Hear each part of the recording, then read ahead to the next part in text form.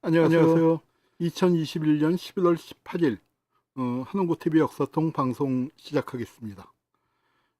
오늘 지난주에 말씀드린 대로 우당 이회영과 육형제에 대해서 살펴보도록 하겠습니다. 그 부제를 뭘로 달까 하다가 보수의 품격이라고 붙여봤습니다. 보수의 품격이라고 붙여봤는데 아마 많은 분들 그 이회영에 대해서는 들어보셨을 거예요. 그 다큐멘터리도 많이 했고, 내년이 90주기가 됩니다. 돌아가신 지 90주기가 되는 해인데, 올해 조금 당겨서 올해 보도록 하겠습니다. 오늘이 참 수능 날이었죠. 학생들 수능 잘 봤나 모르겠습니다. 우리 한국사 시험에는 뭐가 나왔나 모르겠네요. 저 수능 시험 안 들여다본 지가 오래됐는데 이혜영 선생님 이야기 같은 것들 나오면 좋을 것 같습니다. 예. 아이고 벌써 이제 시작하는데 우리 동신 나타스 라고 읽어야 하나요? 독신 나타스. 제가 잘못 읽겠습니다. 흑색공포단에 관련된 내용을 좀 더 자세히 알려주세요 하면서 이건 완전히 수업료를 지불해 주셨습니다. 감사합니다. 전 흑색공포단 얘기도 조금 나올 거고요. 또 시작하는데 질문이 많네요. 핑퐁님께서 왜 현실 정치에서는 반민특위와 같은 같은 과거사 청소산이 관심 바뀔까요? 이 부분에 대해서도 방송 좀 해주세요. 이 부분도 살펴서 얘기하겠습니다. 연구자님, 김영희님, 또 오늘은 시작부터 이제 많은 분들이 또 김여로스님도 또 후원해 주셨고요. 감사합니다. 시작부터 후원을 많이 해주시네요. 감사합니다. 이혜영 선생 진짜 요 사진 한 장 남았다라고 했었는데 한 장은 아니고 몇 장이 조금 더 있긴 합니다. 한 장, 두 장쯤 더 있네. 이혜영 선생님이 찍힌 사진은. 그리고 요 사실은 선생님이 키가 그렇게 큰 것 같지 않아요. 이 사진으로 볼 때는. 이 사진으로 볼 때는 키가 크신 것 같지 않고. 요 사진의 얼굴을 따갖고 조금 변형을 해서 아마 좀 훨씬 미남자로 만들어 놓으셨어요. 원래 인물 좋으시지만 사진은 더 이제 미남자로 만들어 놓은 것 같습니다. 중국에서 중국 옷을 입고 하셨고, 중절모를 많이 쓰셨기 때문에 중절모를 쓰셨기 때문에 나중에 이제 행사할 때 중절모 썼고, 드라마에서 자유인 이혜영인가로 아마 드라마가 만들어진 적이 있었는데 거기도 중절모를 쓰고 나오셨었습니다. 흔히 노블리스 오블리주 하면은 이혜영 선생 얘기를 많이 합니다. 이혜영 일가의 망명과 헌신을 노블리스 오블리주의 표상이라고 불리지만 과연 그럴까? 전 조금 맞는 듯하면서도 약간 좀 불만인데 뭘까? 이제 저도 오늘 노블리스 오블리주란 말을 저도 쓰면서도 어딘가 이제 좀 안 맞는 부분이 분명히 있어요. 분명히 있는데 뭐냐면은 노블리스 오블리주는 체제를 유지하기 위한 겁니다. 그 체제를 유지하려면 그 사회에서 많이 누린 사람들이 솔선수범을 해야죠. 예컨대 그러니까 이 대한민국은 그게 없다 해갖고 이제 비판을 많이 받지만, 영국에서 전쟁이 일어났다 하면은 귀족 자제들이 많이 나가요. 그것도 옛날 귀족제라는 게 무사, 기사 그런 전통이 있기 때문에 이제 또 그런 건데, 그 체제의 지배 세력이라고 하는 사람들이 앞장서서 책임을 진다 하는 건데, 그거 왜 그렇습니까? 그 사회를 유지하기 위해, 그 사회를 유지해 나가는 데서 많이 누리는 사람들이 도덕적 헤게모니를 장악하기 위해서 그렇죠. 그래서 이제 조선시대에 양반들이 무엇에 대해서 솔선한다 하면은 그건 노블리스 오블리주라고 얘기해도 된다고 생각합니다. 예컨대 의병 같은 건 노블리스 오블리주 대표적으로 얘기할 수 있겠죠. 그런데 이혜영 선생 일가는 이게 조금 얘기가 다른 것 같아요.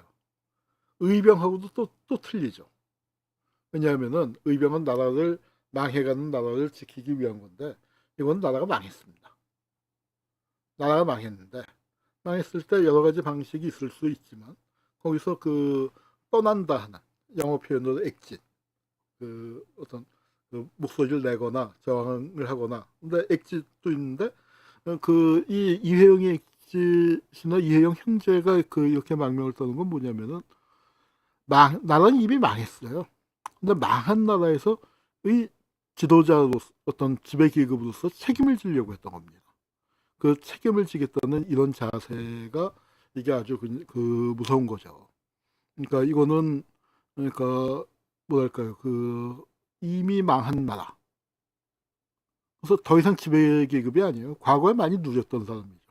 과거에 누렸었던 우리가 가만히 있을 수 없다. 가만히 있을 수 없다 하면서 그러니까 이렇게 나갔는데 안타까운 거는 육형제가 떠났는데 뭐 끝에 보시겠지만 다 죽고 한 분 이시영 선생 한 분 돌아오셨습니다. 한 분 돌아오셔서 이제 그 참 가슴이 아픕니다. 요 사진 보면 어때요? 그 많이 좀 요 사진에 비해서는 요걸 바탕으로 한 건데 뽀샵이 좀 된 것 같습니다. 그리고 옷도 훨씬 더 이 좀 좋은 질감으로 그 느끼게 됐는데 됐습니다. 근데 이 전시회를 할 때 난잎으로 칼을 놓다. 그 이제 이혜영 선생님 전시회가 2014년하고 17년하고 두 번 크게 전시회를 한 적이 있어요. 근데 두 번 다 제가 이제 그 좀 깊게 관계를 했었는데 이 난잎으로 칼을 놓다 이 중명전에서 그 이혜영 선생이 그 이제 순국하신 날 11월 17일 기해서 그러니까 지금부터 이게 벌써 7년 됐네요. 7년 전에 전시회를 열었습니다. 그건데 왜 난잎으로 칼을 놓다라는 제목을 붙였냐면 이혜영 선생님의 난을 잘 치셨어요. 그 난을 잘 치셨고 난 사진은 이따가 보여드리겠습니다만 그 난을 잘 치셨는데 그 난을 팔아먹었다는 표현이 그렇습니다만 사실은 이혜영 선생님 난도 굉장히 좋은데 중국에서 제일 유명한 그 조선에서 난을 잘 치는 걸로는 저 누굽니까 그 우리 저 흥선 대원군 대원군의 호가 석파였거든요. 돌석자에다가 언덕화해서 석파란 그랬는데 중국에서 석파란이 최고였는데 그 이 이회영 선생이 그러니까 당신 난하고 이제 그 제가 볼 때는 이혜영 선생의 난하고 석파 그 이혜영의 난하고는 좀 분위기가 달라요.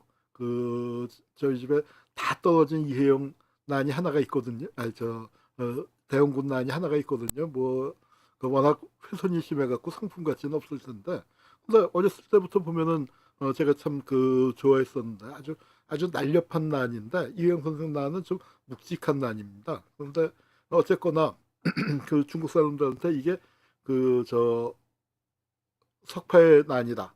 아마 도장을 좀 갖고 계셨었던 모양이에요. 도장을 새로 파셨는지 해서 석파난을 그래서 이 난을 위조해서 그 이제 파셨다. 그러니까 일종의 그 위조 난을 파셨다. 그런데 그걸로 군자금을 또 마련했다 해서 난을 쳐서 칼을 얻다. 난예프로 칼을 얻다. 그렇게 전시의 제목을 달아봤습니다. 여기 중명전인데 중명전은 을사늑약이 체결된 곳이자 헤이그 밀사 사건이 준비된 곳이기도 해요. 그래서 이제 그런 이중의 의미가 있고 그걸 담아서 이제 전시를 했습니다. 그래서 전시를 할 때 이제 이렇게 그 육형제분 이건영, 이석영, 이철영, 그 이회영, 이시영, 이호영 그 밑에 이소영 이런 분이 계시는데 그러니까 육형제를 따질 때 이제 이건영 선생은 갔다가 금방 돌아오셨기 때문에 그 소영 씨를 넣기도 하고 또 이렇게 호영 그 큰 형님을 넣기도 하고 이제 했는데 보통 육형제로 갑니다. 사실은 칠형제인데 뭐 이거 한번 좀 그러니까 우리 이종찬 선생이나 이철우 교수 또는 이종걸 의원한테 한번 여쭤봐야겠어요. 그왜 칠형제인데 이회영과 나머지 육형제라고 하는 게 맞겠죠.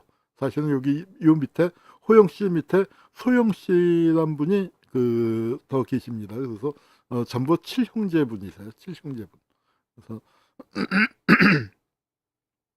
예.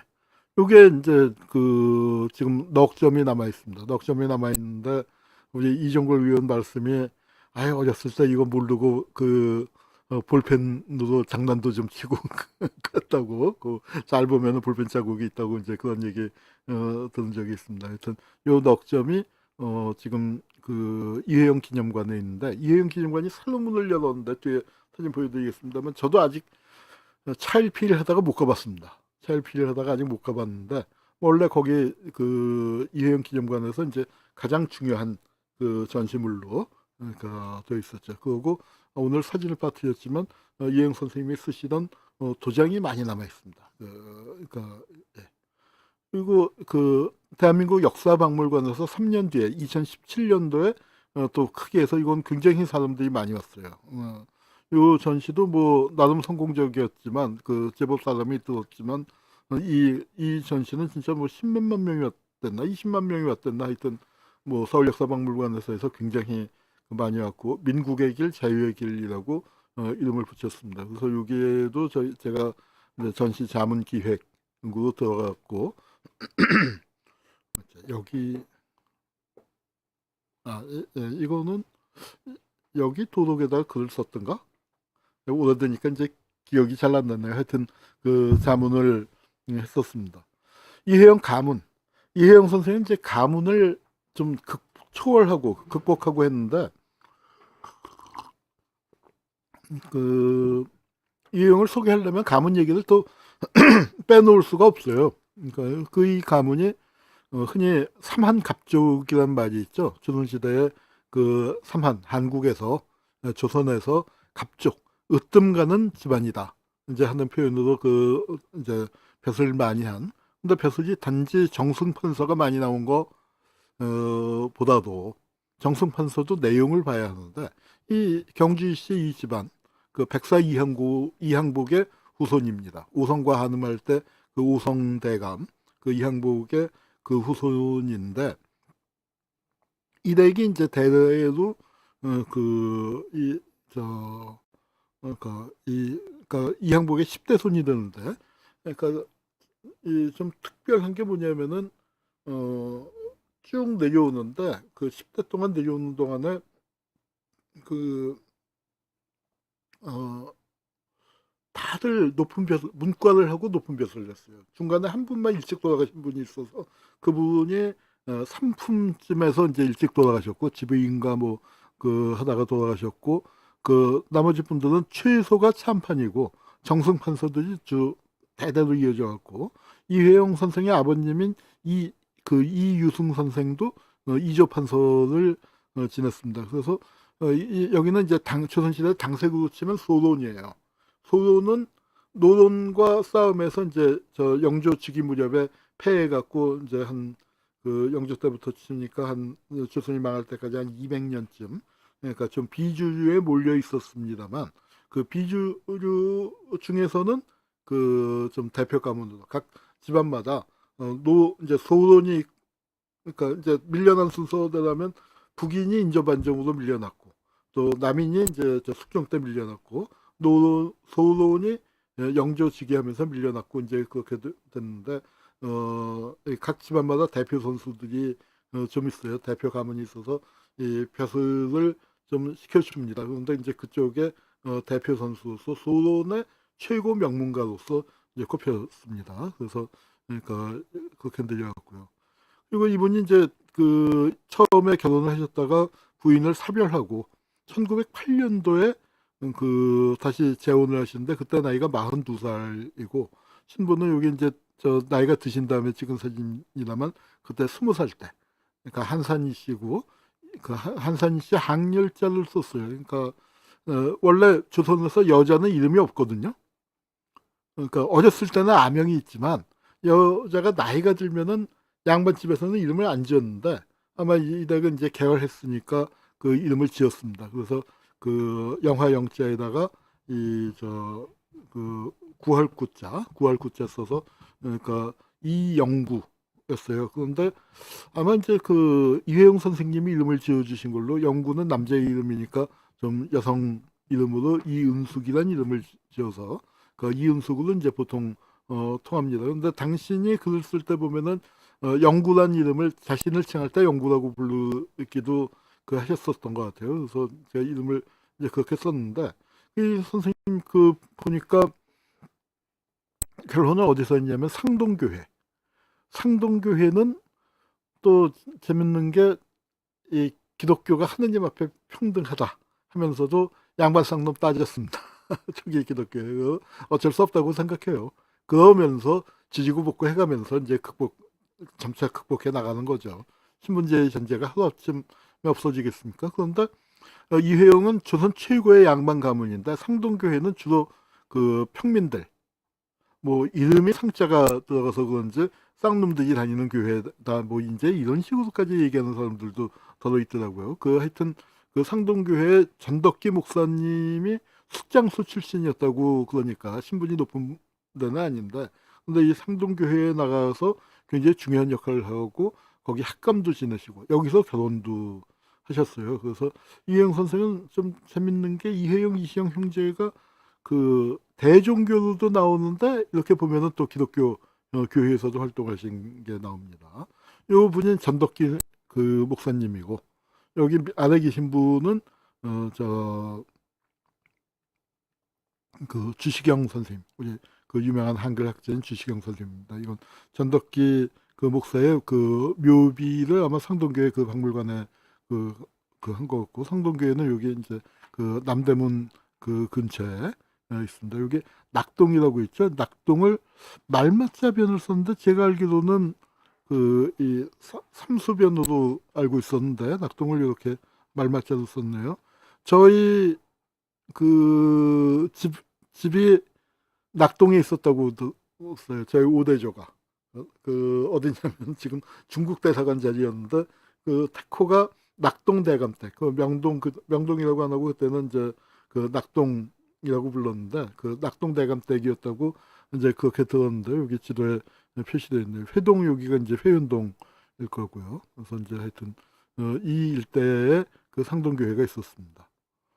그리고 이혜영 선생이 누구하고 친했냐면 이상설 선생하고 친했는데, 이상설도 경주시예요. 같은 집안인데 학렬은 이상설 선생이 낮아요. 그래서 증손자인가 세학렬 아래인가 그렇습니다. 이제 그런데 나이가 비슷해갖고 이제 두 분이 아주 절친하게 같이 공부를 했습니다. 그래서 이상설이 이제 바로 돌아오지 않는 밀사가 되는데 그렇게 되는 게 그러니까 이회영 선생의 추천과 교섭과 공작. 왜냐하면은 밀사로 떠날 때 이상설 선생은 국내에 안 계셨거든요.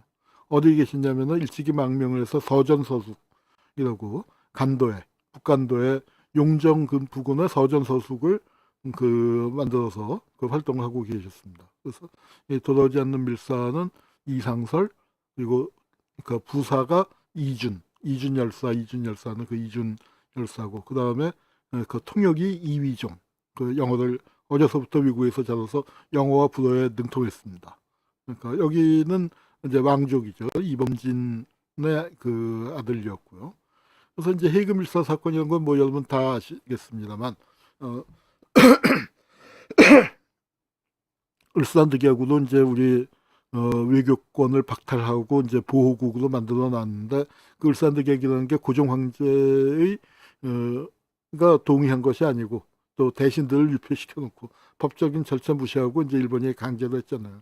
그거를 만국 평화 회의에 가서 이제 호소하자 하는 전략을 세운 겁니다. 그래서 그러니까 이상설, 이준, 이위종을 특사로 파견해서 을사늑약에 무효를 선언하려고 했는데, 여기에는 이제 상동교회 쪽에 사람들이 이제 준비를 한 거예요. 그래서 이준 선생은 이제 함경도 분이지만 서울에 와서 활동하면서 판사도 하고 또 큰일 났네요. 헌정연구회 회장도 지내시고 이제 그렇게 하면서 상동교회 쪽에서 상동청년회 회장을 지내셨는데, 또 이혜영 선생님이 상동교회 학감을 지내셨고, 상동교회 담임 목사였던 전덕기, 이런 분들이 통해서 또 궁중 안에 나중에 이혜영 선생하고 사돈이 되는 조정구란 분이 있었는데 부자하고 그렇게 이제 연결돼 갖고 고종 황제의 뜻을 받아서 밀사를 보냈습니다. 보내서 헤이그에 왔는데 헤이그 회의장에서는 이제 문전박대를 당했죠. 왜냐면은 공식적으로 외교권이 없다. 그리고 일본이 강하게 나오고 하면서 문전박대를 당했고, 우리가 이제 널리 알려지기로는 이준 열사가 거기 들어가서 이제 뭐 회의를 하면서 그 회의장에서 할복했다. 뭐 이제 그러면서 피를 뿌리면서 그 이제 돌아가셨다. 그게 그렇게 알려졌었죠. 사실은 그렇지 않습니다. 사실은 그렇지 않습니다만, 그러나 그 이준 열사가 그렇게 된 거는 뭐 이걸 뭐라고 표현을 할까요? 민간의 지식, 민간의 믿음, 뭐 그런 식으로 어쨌거나 전해졌고, 이 이준 열사는 뭘 대표하냐면 이준 이상설이 대표하는 노선은 외교론입니다. 그래서 외교론을 실제로 만든 핵심 인물이었다고 할 수 있죠.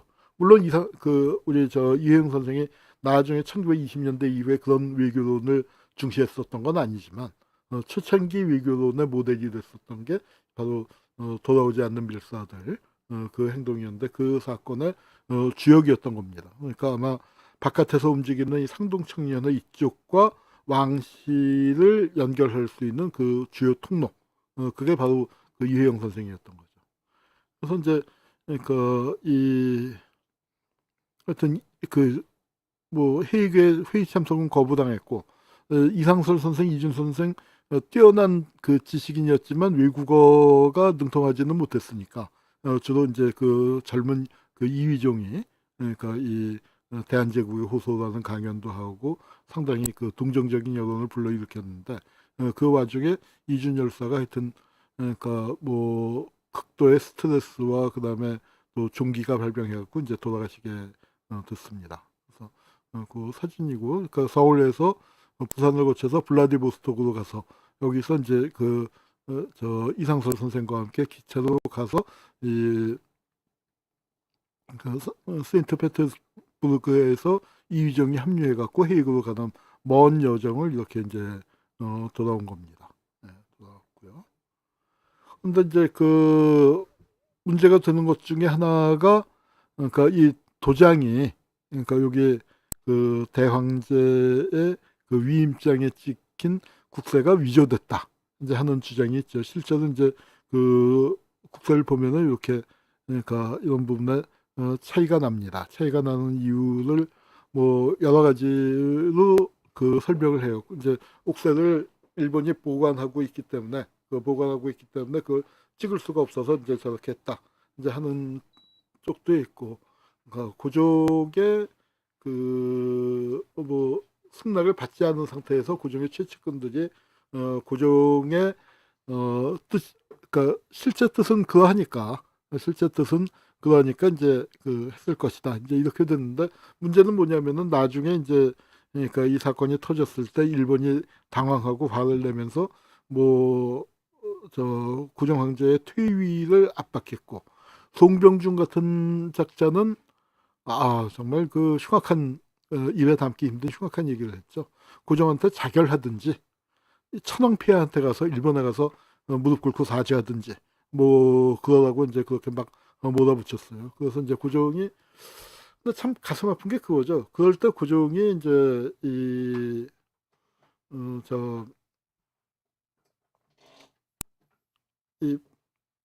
헤이그의 그 간밀사들, 비록 당신이 직접 그 어부의 그 도장을 찍어서 내주지 않았다 하더라도 그 사람들을 지켜줬어야 하지 않을까요? 그러니까 솔직하게 얘기할 수도 있죠. 내가 도장 찍지 않았지만 그러나 그것이 내 뜻이다. 그들은 나의 충실한 신하다. 그렇게 했어야 하는데 그걸 모른 척을 했습니다. 고종으로서도 굉장히 그 당황하고 궁지에 몰리고, 그 다음에 이 다 빼앗긴 왕위이지만 여기서 밀려나는 게 아닌가 하는 두려움이 있었을 것 같은데, 결국 어떻게 됐나요? 결국 왕이 뺏겼잖아요. 강제로 당했잖아요. 퇴위당하는 것도 그러니까 제대로 된 절차도 없이 그냥 쫓겨났거든요. 근데 그렇게 쫓겨날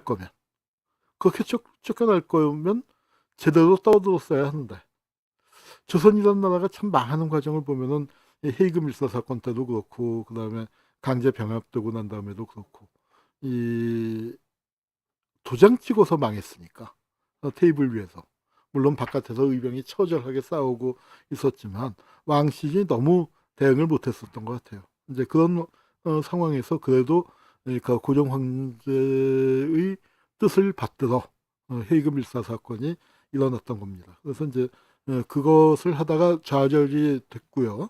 좌절이 됐고 또 이혜영 선생은 이제 이런 정치적인 활동도 했지만 또 하나 그 중요하게 우리가 생각해야 할 게 어떤 사회 관습을 타파하고 새로운 세상을 준비하는 아까 그 민국의 길 자유의 길이라고 했는데 봉건 왕조의 가장 상층부에 있었던 분이지만 그 봉건 왕조의 인습을 깨는데 앞장섰는데요. 어떤 걸 했냐면은 왜 조선시대에 과부의 재가가 금지돼 있었잖아요. 물론 갑오경장을 하면서 갑오개혁을 하면서 이 과부의 재가를 허용하게 됐지만 그거는 법이 그렇게 된 거고 인습은 여전히 무서웠거든요. 근데 그 이혜영 선생의 이제 누이 동생이 갓 결혼을 했는데 남편이 죽었어요. 그래서 젊은 나이에 청산 과부가 됐는데 이 동생을 어떻게 했냐면은 그러니까 살아 있는데 그냥 죽었다 하고 가짜 장례를 치른 다음에 시집을 보냈습니다. 개간을 시켰어요. 누구한테 했냐면은 그 이제 우리 신익희 선생 아시죠? 우리 나중에 56년도 대통령 선거 때 그 대통령 후보로 나왔다가 선거 직전에 갑자기 돌아가신 분. 살아 계셨으면 이승만을 꺾었을 가능성이 큰데 불행하게도 돌아가셨는데 그 신익희 선생의 형인 신재희 선생하고 그 동아일보 기자를 지냈습니다. 그렇게 결혼을 시켜서 그것이 뭐 사람들 다 알았죠. 그리고 이제 그 화제가 됐었고 이혜영 선생이 또 화제를 불러일으켰던 건 뭐냐면은 그 종을 이제 해방을 시켜줬어요. 종을 해방을 시켜줬고 그 다음에 남의 집 종들한테 하대를 안 했대요. 이거는 말도 안 되는 얘기거든요. 그 당시 풍습으로는 말도 안 되는 얘기지만 최고의 양반 명문가 그 지체 높으신 분이 남의 집 종에게 하대를 하지 않았다. 동등한 인간이다. 대등한 인간이다라는 것을 몸으로 실천하는데 쉽지 않은 일이었습니다. 그 육형제분이 이제 망명을 하게 됩니다. 나라가 망했어요. 나라가 망했는데 이제 이때 이분들 이제 관련된 논문을 처음 쓰면서 뭐 한 20여 년 전, 30여 년 전, 1980년대 후반쯤, 90년대 초반쯤에는 그때 이제 현금을 계산해서 그때 돈으로 600억이다, 800억이다 하고 600억, 800억이면 지금도 큰 돈이지만 사실 저는 이거보다 훨씬 많다고 생각을 해요. 그분들이 그때 처분한 돈을 지금 부동산 그 시세로 된다면 어떻게 할까요? 저는 수십조라고 생각을 합니다. 이따가 이제 좀 살펴볼 텐데요. 그래서 돈도 돈이지만 그걸 처분하겠다는 용기를 낸 거, 합의를 한 거, 그리고 그것이 형제들이 다 우리 가자 그렇게 결의한 거. 요거는 이제 그러니까 역사화죠. 역사화로 우당 기념사업회에서 이제 그 의뢰를 해서 제작한 그림인데 형제분들이 다 단발을 했죠. 단발을 하고 앉아서 우리가 이제 지도표 놓고 어디로 갈까 이제 논의를 하신 겁니다.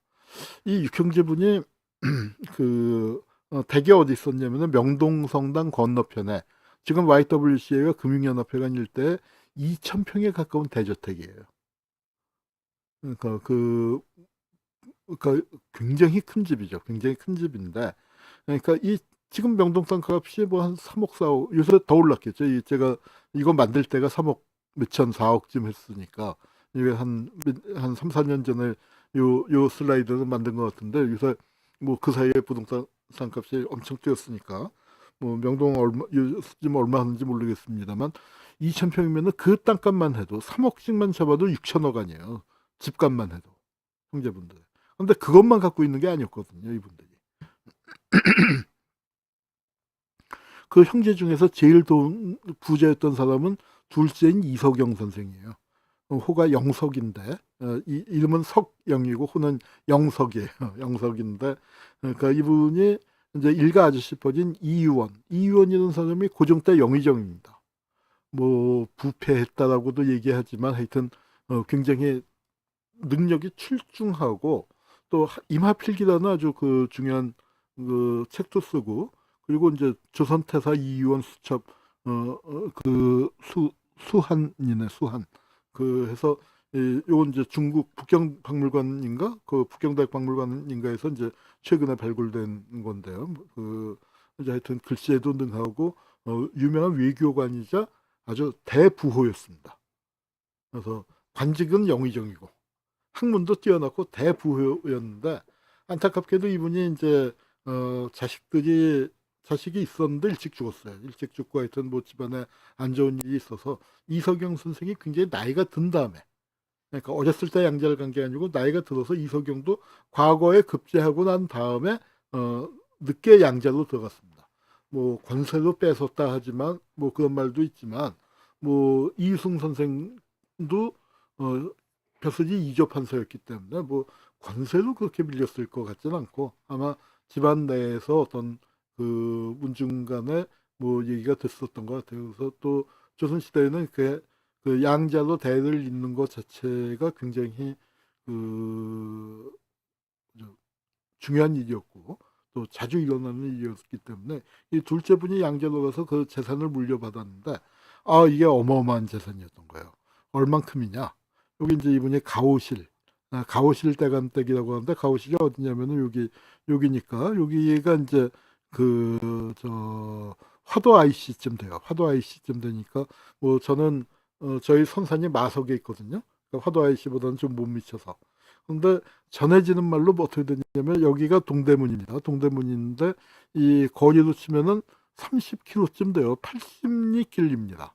100리가 조금 안 되는 길인데 전해지는 말로 뭐냐면 그 가오실 대감이 한양에 나올 때 동대문을 지나고 난 다음에 남의 땅을 밟았다는 거예요. 그러니까 뭐 그게 뭐 약간의 과정이 섞였겠지만 얼마나 땅이 많았으면 그런 말이 나왔겠습니까? 그래서 그 가오실에서부터 동대문에 당도할 때까지 남의 땅을 밟지 않았다고 하니까 그러면은 그게 남양주, 구리, 그다음에 동대문이라는 게 지금 동대문이니까 서울에 뭐 동대문구, 청량리, 뭐 저 그 어떻게 되나요? 구가 그 상봉동인데 뭐 그 일대가 다 이분 땅이었다고 치면은 그게 지금 몇 조일까요? 수십 조, 수백 조 되는 돈 아닐까요? 뭐 이게 다 그런 건 아니겠지만 거기 하여튼 그래서 땅이 어마어마하게 많았었던 거죠. 그 땅을 처분을 한 겁니다. 근데 땅을 급하게 처분을 하니까 그리고 또 지금 한국의 경제가 이제 부흥하고 그 돈이 많아졌기 때문에 그 땅값이 이제 지금으로 치면 수십조 수백조가 될 수 있지만 그 당시에는 뭐 그렇게까지 비싸지는 않았겠죠. 그렇지만 그 이분들이 처분한 돈을 지금 가치로 환산하면은 수십조는 좋게 되고도 납니다. 이제 그런 말씀입니다. 그래서 하여튼 뭐 정말 많은 걸 버렸죠. 다 버렸습니다. 다 버리고 이제 간 거예요. 그래서 그 많은 재산을 헐값에 처분하고 일가가 뭐 40명이었다 60명이었다 이제 하는데 하여튼 여러 대 마차에 싣고서 이것을 그 용인대 미래의 그 백범용 교수가 그림을 그렸습니다. 그래서 일본 밑에서 살기 싫다는 그 뜻이 어, 그 뜻보다도 그 독립운동 기지를 만들어서 이제 독립을 되찾겠다는 원대한 포부를 품었고 이거는 뭐 잘 아시겠습니다만 신민회의 어떤 그 해외 독립운동 기지 건설 전략인데요. 여기 보면 뱃사공 일화가 있어요. 뭐냐면은 이분이 이제 이렇게 해서 그 강을 건넜는데 압록강을 이제 하여튼 그 건넜는데 압록강을 건너면서 뱃사공한테 뱃삭을 엄청난 거금을 줬다는 거예요. 뱃사공이 깜짝 놀라서 이렇게 왜 이렇게 많이 주십니까? 이렇게 몇 푼만 주시면 되는데 했더니 아니다. 그래서 그 정말 지극정성으로 뭐라고 부탁을 했냐면 사람들이 많이 올 거다. 많이 올 거다. 그러니까 또 일제가 이제 또그 아마 독립운동가들끼리 건너는 길목이 또 있었던 모양이죠. 아름아름. 그래서 검문을 피해갈 수 있는. 그래서 독립운동 하는 사람들이 많이 올 텐데 그 사람들 그 뱃삭 받지 말고 건네줘라. 그러니까 무슨 돈이 있겠냐. 그래서 참 기가 막힌 얘기입니다. 하여튼 그 앞으로 올 분들을 그 위해서 이제 그 돈을 많이 남겼고 또 이제 이렇게 그 갈 때 뭘 두고 갔을까요? 우리 책을 못 갖고 갔을 거 아니에요. 조선시대의 책은 지금 책보다 무게는 가볍지만 부피가 커요. 한지로 만들기 때문에 부피가 굉장히 큰데 이 덱이 굉장히 책이 많았거든요. 또 저도 헌책방에서 어렸을 때 이혜영 장서가 찍힌 그 책도 비싸서 못 샀지만 하여튼 저 본 적이 있습니다. 옛날 인사동에 많이 취집할 때 본 적이 있는데, 이제 그래서 그 장소를 누구한테 물려주고 왔냐면은 최남선한테 뭐 거의 거저주다시피 쓸 사람이 써야 한다. 최남선이 나중에 친일을 하게 됐지만 그 당시에는 뭐 소년도 만들고 청춘도 만들고 그래서 신문관을 만들고 조선광문회를 만들어서 이혜영으로부터 받은 장서가 최남선 학문연구의 어떤 굉장히 중요한 초석이 됐다는 거고, 이 책은 어디로 들어왔냐면 고대 아세문제연구소로 들어와서 육당문고, 여기 동행서라고 돼 있지만 이 아세문제연구소의 장서 목록입니다. 그의 동행서 편이 됐다고 그래요. 이석영은 안타깝게도 중국에서 34년도에 돌아가셨습니다. 어떻게 돌아가셨을까요? 굶어 죽었습니다. 조선 최고의 부자인데 진짜로 굶어 죽었어요. 큰아들이 있는데 독립운동 과정에서 뭐 좀 안 좋게 희생이 됐습니다. 작은 아들은요 정말 비극이죠.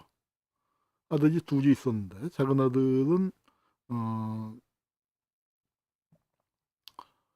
이회용 선생이 이제 뭐 얘기가 뒤에 자세히 나오겠습니다만 다시 나오겠습니다만 이 만주로 가시려고 했었던 것 같아요. 그러니까 윤봉길 의사 의거 있고 난 다음에 만주 쪽으로 가서 거기서 독립운동을 좀 활성화시키기 위해서 만주로 갈 계획을 세우고, 이혜영 선생의 나이가 그때 66이고 그 다음에 저 이석영 선생은 그때 76인가 뭐 그랬으니까 아마 마지막 작별이라고 생각하고 가셨을 겁니다. 만주까지 갔다가 돌아와서 다시 뵐 수가 있을까. 그래서 상해 가서 이제 인사를 드리고 이제 만주로 떠나가다가 만주 초입인 대련에서 잡혔단 말이에요. 그때 이제 독립운동가들 내부에서는 또 이혜영 선생이 이제 뭐 나중에 무정부주의 활동하면서 테러 활동도 하고 이제 그렇게 되니까 아마 이제 특급 좀 수배자가 됐다고나 할까요? 이제 그렇게 돼서 일본이 뒤를 밟는데 어떻게 이 극비지에 떠난 양반이 대련에서 딱 잡혔느냐, 이건 정보가 생 거다. 누군가가 이혜영이 간다 하는 걸 찔렀기 때문에 지키고 있다가 바로 노인네들을 검문해서 이혜영을 잡은 거다. 이제 이렇게 의심을 하게 됐습니다. 그래서 그럼 누구냐 하고 정보가 될 만한 데를 추적을 했는데 이게 정말 극비지에 움직였는데, 누가 있었냐면 이석영 선생을 뵈러 갔을 때 그 집에 이혜영 선생과 2명의 청년이 더 있었다는 거예요. 그래서 그게 누구냐 했더니 한 명이 이석영 선생의 작은 아들, 또 한 명은 우리 이름이 갑자기 생각 안 나네. 엄항섭 선생의 이제 처남이 되나 처조카가 되나 하여튼 처조카일 거예요. 하여튼 그렇게 두 사람이 있었는데 거기서 정보가 생 거다. 일본 영사관 쪽에 이제 심어놓은 사람이 있어서 알아보니까 그쪽에서 된 게 맞는 것 같다. 이제 이렇게 돼갖고 그 둘을 처형을 했습니다. 그 바람에 자손이 끊긴 거예요. 대가 끊기고 돌봐줄 사람이 없어갖고 진짜로 굶어 죽었어요. 이게 말이 됩니까? 조선 최고의 갑부가 수십조를 독립에 바친 분의 최후가 그렇게 갔다는 게 참 아들이 둘 있었는데 둘 다 그렇게 좀 안 좋게 돌아가시고, 한 분은 그러니까 처형한 게 이제 사촌 되시는, 그러니까 이혜영 선생의 아드님 이규창 선생님의 이제 처형에 관련돼 있고요. 그렇게 돌아가신 겁니다. 그리고 이거는 이제 서간도 지역의 제주 불령선인 조사라고 했는데, 여기 이씨 형제들 이시영, 이혜영, 이석영, 이철영, 또 이게 아마 이소영을 잘못 쓴 것 같아요. 그리고 이호영 이제 그렇게 형제분들 이름이 쫙 있습니다. 네. 그리고 여기는 이제 한민이라는 독립운동 쪽의 그 잡지에서 신흥학교 시대를 회상하면서 거기에 신흥학교에 이석영 선생의 공이 매우 크다 하는 걸 이제 별도의 기사로 이렇게 여기 이제 그 끝부분에 이 기사에 신흥무관학교 전체를 얘기하면서 이 부분을 이석영 선생 이야기를 길게 그 썼습니다. 그리고 형제분들 이제 쭉 이렇게 같이 망명했다는 것을 고요. 그래서 이제 이분들이 얼로 망명을 했냐면 저는 이 부분을 이제 아직 제대로 설명해 놓은 책이 없는데 왜 이 서간도로 가셨을까? 왜냐하면 한인이 집중되어 있는 건 이쪽이었거든요. 그러니까 이 서전서속 명동학교 블라디보스톡 이쪽인데 이쪽은 이미 기반이 있으니까 이쪽을 해서 전 만주를 기반으로 확대하려고 제2의 근거지를 만들기 위해서 그런지 이 지역은 1910년대에는 한인들이 그렇게 많이 살지 않았어요. 이때는 이 지역에 많이 살았습니다. 근데 이쪽에 가서 그러니까 유하현 그 삼원포 이쪽에 가서 이제 거기서 그 경학사를 만들고 신흥무관학교를 만들면서 이제 그 독립운동 근거지를 서간도 근거지를 개척을 합니다. 간도는 지난번에 만주 얘기를 할 때 설명을 들었습니다만 여기가 원래 간도고 그러다가 이쪽이 개척되면서 이쪽을 서간도 간도라는 말하고는 안 맞는 거지만 이쪽을 지명을 서간도라고 부르기 시작했어요. 백두산 서쪽을. 그래서 장백현뿐만 아니라 이쪽까지 서간도라고 부르게 됐고 그래서 그 우리 이은숙 그 여사 이혜영 선생의 부인이 쓴 회고록도 서간도 시종기입니다. 서간도에서 시작과 끝의 이야기 시종기를 쓰셨는데 이제 그래서 요 유하연 일대 이제 가셨습니다. 이쪽에 이제 중국에서 땅을 사는 게 그 어렵죠. 외국인의 토지를 소유하는 것을 다 싫어했습니다. 그래서 법으로 그 이 중국으로 귀화 안 하면은 토지를 소유 못 하겠어요. 그래서 이제 그 근데 전 사람들 독립운동가들인데 독립을 위해서 망명을 한 거니까 귀화 그 국적을 그 조선 사람으로서의 정체성을 지키려고 고집을 했을 거 아니에요. 그러니까 중국 사람이 된다, 중국 국적을 얻는다, 그걸 거부하니까 토지를 소유하지 못해요. 이제 이런 문제점이 있었는데 그 이회영 선생이 어떻게 풀었냐면 원세계면 중국의 그 당시에 대총통이었습니다. 이 그 나중에는 황제까지 올랐죠. 근데 어떻게 그러면 중국의 최고 지도자하고 통했느냐? 원세계가 젊었을 때 조선에 와 있지 않았습니까? 이모군란 때. 그때 조선 감국이라고 해서 있었는데 그 이회영이 그 당시에 지체 높은 명사였고 그러다 보니까 원세계하고 친분을 교류할 수 있는 기회가 있었던 거예요. 그 인연을 이용해서 이제 조선 사람들이 토지를 귀화하지 않더라도 살 수도 있도록 해서 많은 조선인들이 이 문제를 해결하고 독립근거지를 세울 수 있었던 거죠. 그리고 이제 그곳에 경학사를 만들었습니다. 경학사와 신흥무관학교를 만들었는데 경학사를 만들 때는 이상용 선생, 우리 고성희 씨, 안동 그쪽에 임청각 있죠. 그다음에 김동삼 선생 이쪽도 역시 그 안동 유림이죠. 경상도 유림들이 많이 왔는데 그러니까 이쪽은 경상도 유림은 그 당색으로 치면 남인계통이고 기호학파고 저 영남학파고 퇴계 그 제자들이고 이쪽은 소론이니까 뭐 그 소론은 이제 유학에서는 약간 그 이제 송시열로 이 퇴계 아니죠 율곡 이쪽에서 나오는데 박세당 박세체 그쪽으로 갈라지면서 또 그 소론 중에 이제 한 큰 지파는 양명학 쪽으로 많이 기웁니다. 하곡 정제도를 따라서 이제 나중에 강화학파라고 나오는데 그분들 그 이건창 같은 분하고도 이상설 선생도 교류가 깊었고 근데 좀 의문인 부분이 아직 안 풀리고 풀어야 할 부분이 왜 서간도를 택했는가? 아까 제가 약간 의문인데 뭐 추측은 좀 했습니다만 여전히 의문이고 그다음에 아 진짜로 의문인 거는 왜 이건창, 이건승, 그 홍승헌 또 누굽니까? 정원하 이런 그 강화학파 쪽의 그 핵심 인물들과 이회영이 이 접점이 적어요. 그게 의문이에요. 그거는 뭐 민영규 선생님, 강화학 최후의 광경이라는 참 기가 막힌 에세이를 쓴 민영규 선생님도 이 교차점이 있는데 깊은 침묵으로 증거가 남아있지 않다. 이제 그렇게 해서 뭐 저도 뭐 민영규 선생님 글 보면서 이제 이런 걸 깨쳐나간 거니까 민영규 선생님도 못 푸셔서 저도 이제 풀지를 못했습니다. 풀지를 못하고 있습니다. 그래서 이제 신흥무관학교를 만들었는데 전 재산을 다 바쳐서 신흥무관학교를 만들었는데 이 신흥무관학교가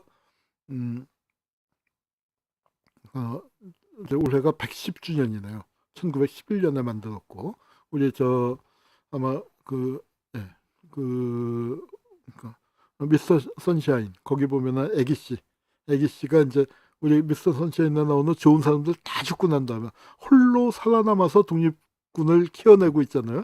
거기에 이제 신흥무관학교라고 말은 안 나왔지만 다 저거 신흥무관학교라고 이제 우리가 생각하면서 봤는데 우리 독립운동의 최대 인재 양성소였습니다.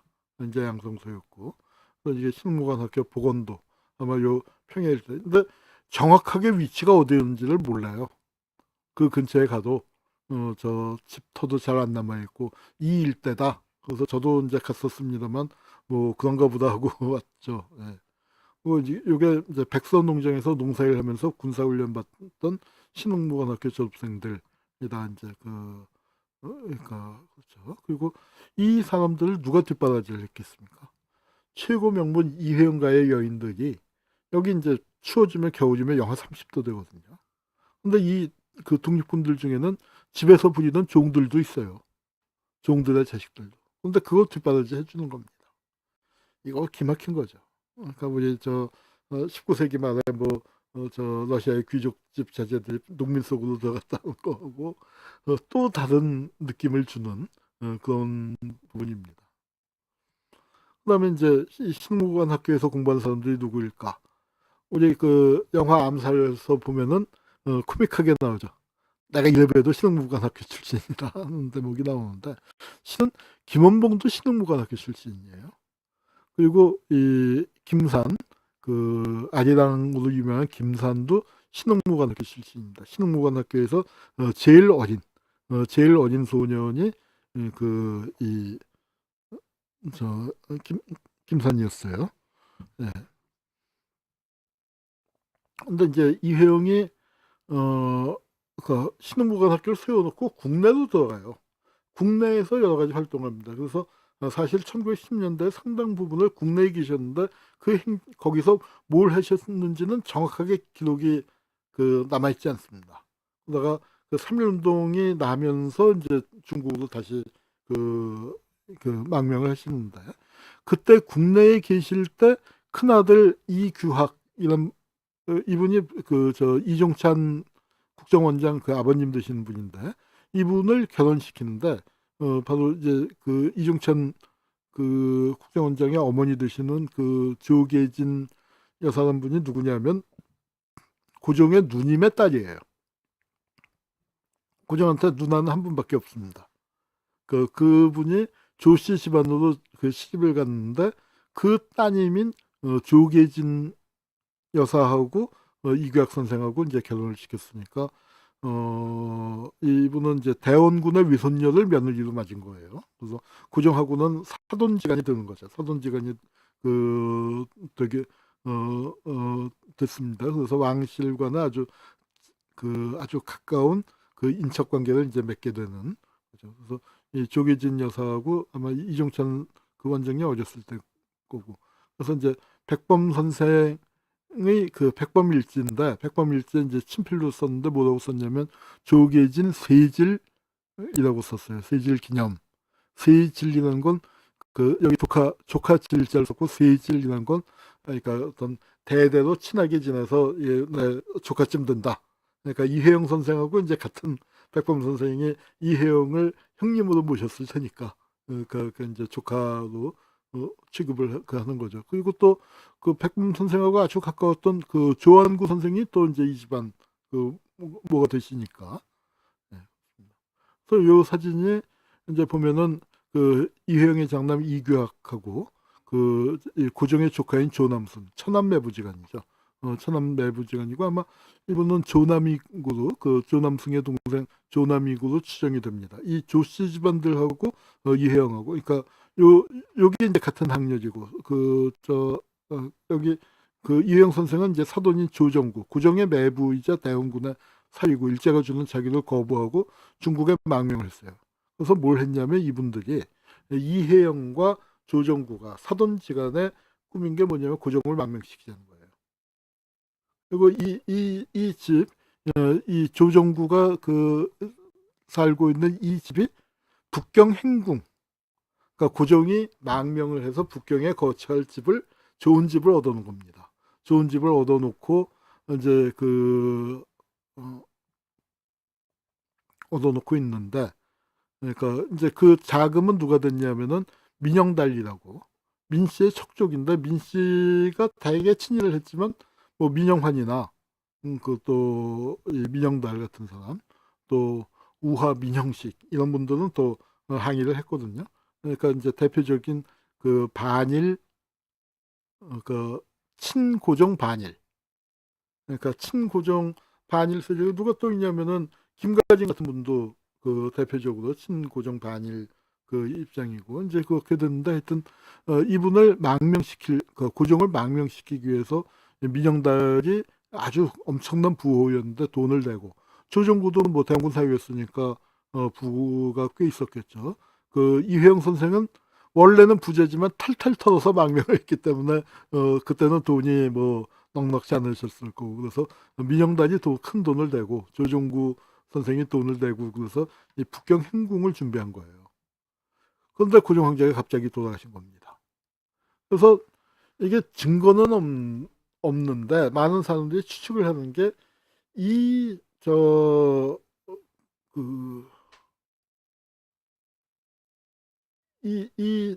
탈출 기도가 그 망명 시도의 첩보가 된 것이 아닌가. 그래서 고종 황제를 급하게 독살시킨 게 아닌가. 이제 그렇게 얘기를 합니다. 그런데 그 뭐 정확히 할 수는 없죠. 이게 돌아가시기 전날이에요. 뭐 부축을 뭐 좀 해야 하긴 하지만 그렇다고 오늘 밤에 돌아가실 그런 상태는 아니잖아요. 물론 이제 그 당시에 67세, 지금은 아무것도 아니지만 그 당시에는 67세면 이제 아주 노인인데, 그러니까 갑자기 돌아가셨습니다. 여기 오른쪽에 있는 게 한상학이라고 그 이완용의 조카예요. 이완용의 조카인데 이 한상학이가 올린 식혜인가 수정과를 드시고 돌아가셨다는 것이 그러니까 그 궁중에서 이제 퍼진 거고 이거는 하나의 그러니까 이 독립운동하는 쪽에서는 다 믿음이 그랬습니다. 고종 황제는 독살되셨다 이제 그렇게 생각을 한 거죠. 그래서 이제 그렇게 됐고 국내에 계실 때 이제 친하게 지낸 분이 유창환 선생 또 유진태 선생. 유진태 선생은 유명한 민족주의자로 밀립대학 설립운동이라든가 뭐 물선장류도 관련하셨던가 하여튼 그러니까 그런 분이고 유창환 선생은 또 서예가로도 유명한 분이고 이 아드님이 유치흥 선생 명지대 이사장한 유치흥 선생님 이제 그런 분들하고 이제 가깝게 지내셨었던 것으로 알려집니다. 그러다가 이제 고종 황제 돌아가시니까 망명을 해요. 그래서 저는 그러니까 이 고종 1910년대까지는 고종 황제를 통해서 이제 뭘 해보려고 하셨었던 분인데 망명을 하고 난 다음에는 이 친고종 기업에 계셨던 분들이 오히려 더 급진적으로 나간 분들이 많습니다. 우리 김가진 선생 같은 경우는 사회주의를 주장을 하고 대동단 구한마다 대신이었는데 대동단 만들면서 1919년 2차 선언부터 사회주의 강령이 들어갔는데 그건 김가진이 가세하면서 사회주의가 들어갔거든요. 그 노인네가 사회주의를 얘기한 거고 이혜영 선생은 아나키즘으로 갔었단 말이에요. 아나키즘으로 이제 가게 되면서 됐는데 임시정부가 만들어질 때 이혜영 선생도 이제 이시영 선생은 임시정부를 지킨 대표적인 인물로 꼽힙니다만 이혜영 선생은 임시정부에 소극적이었어요. 잠깐 몸담았다가 바로 빠집니다. 이기의정원 의원으로 이름만 올렸다가 금방 빠지세요. 그때 뒤에 이제 조금 그 다른 얘기에서 나오겠지만 저희 친할아버지도 친할아버지가 이혜영 선생의 뭐라고 해야 하나 제자라고 해야 하나 하여튼 이혜영 선생을 의 추종자예요. 그 이혜영 선생을 모시고 따라다니는 젊은 사람 중에 하나인데 이때 행동을 같이 합니다. 저희 할아버지도 임시의정원 의원으로 2기 때 잠깐 이름을 올렸다가 바로 빠지세요. 아마 이혜영 선생이 나와 해갖고 같이 물론 같이 들어가셨다가 같이 나온 게 아닌가 싶어요. 저희 할아버지는 3.1운동 때 뭐 조금 왔다 갔다 이제 심부름 하시다가 중국으로 망명하셨는데 뭐 망명 경위는 이혜영 선생이랑 같이 간 것 같지는 않지만 아마 그 세교가 있었고 같이 움직였던 것 같아요. 그래서 그 할아버지도 전해지는 게 얘기가 뭐냐면은 임시정부의 자리싸움.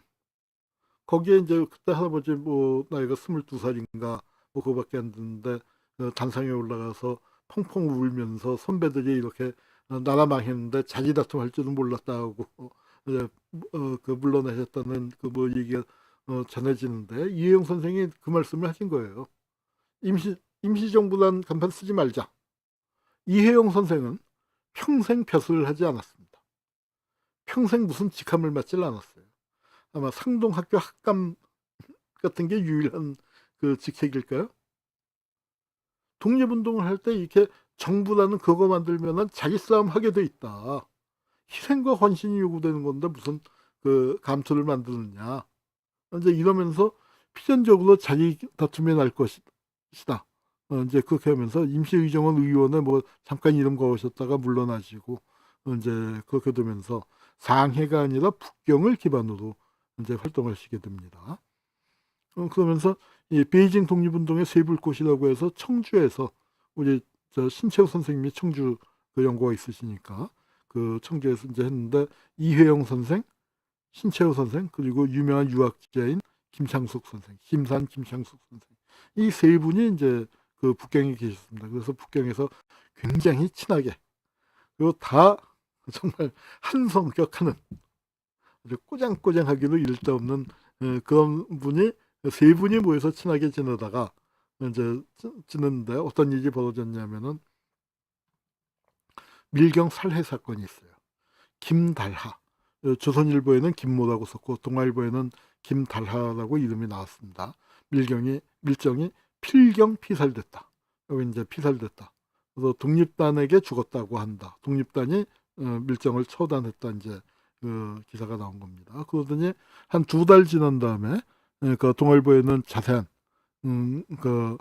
그 집에 이제 방문했던 그 신방 왔던 그 귀 청년들이 가고 난 다음에 이제 그 집에서 시신이 발견됐다는 거예요. 며느리가 아궁이 속에서 이제 그 목졸라 죽인 시신이 부엌 아궁이에다가 집어넣어 놓고 이제 청년들이 사라졌고 그러니까 김달하가 없으니까 어디 갔나 찾다가 밥지을내다가 으악 하고 이제 발견했다는 기사가 실려 있습니다. 김달하가 밀정이었기 때문에 이제 죽였다는데 요게 김달하예요. 이게 김창숙 선생이고 이회영 그 선생이고요. 그래서 원래 같이 친하게 지냈답니다. 친하게 지냈는데 이제 김달하가 뭐 했냐면 김창숙한테 가서 귀국해라. 귀국하라는 거 권유는 있을 수 있는 것 같아요. 우리 할아버지한테도 이혜영 선생이 귀국하라고 권유했으니 했다고 전해지니까 귀국하라는 문제가 아닐 텐데 뭐냐면은 경학원이라고 이제 그 옛날 뭐 그러니까 일제가 우리 유학자들을 모아서 벼슬을 주는 그래서 경학원 뭐 재학 대재학 뭐 하는데 경학원 부재학 자리를 줄 테니까 그러니까 그게 실무 책임자가 되는 거죠 경학원에. 그러니까 당연히 귀국해라. 이제 그거 그렇게 얘기를 하니까 아 이거 그냥 귀국해서 국내에서 해야 할 일이 있으니까 귀국해라. 이제 우리 할아버지한테는 유학을 가든지 귀국해서 신문사 일을 계속해라. 이제 뭐 그런 그 권유를 하셨는데 그거하고는 다르잖아요. 자기까지 마련해놨다. 그러니까 이거 봐라 하고 이제 그 김달하가 밀정이다. 김달하는 원래 서북학회 있죠. 서북학회를 사실상 만든 사람이에요. 그리고 일찍 중국으로 그 망명을 했고 거기서도 이제 뭐 자리를 잡았고 수완이 좋고 또 학식도 뛰어나고 그래서 그 단기서라고 이제 그 중국의 또 유명한 사람 있죠. 그 거기 비서도 하고 해서 중국 내에서도 이제 조선 사람으로서는 굉장히 기반을 잡고 그렇게 했는데 이 사람은 이제 총독부하고 연결이 됐다 이거죠. 그렇게 돼서 이제 어떻게 됐냐면 그런데 이 김달하가 누구냐면 그 요 가운데 아이가 누굴까요? 요게 김한란이에요. 이대 총장 지낸 뭐 김한란에 대해서 평이 엇갈리지만 뭐 이화여대 쪽에서는 이제 굉장히 높이 추앙을 하지만 또 친일 행적이 심했기 때문에 이제 그 부분에서는 저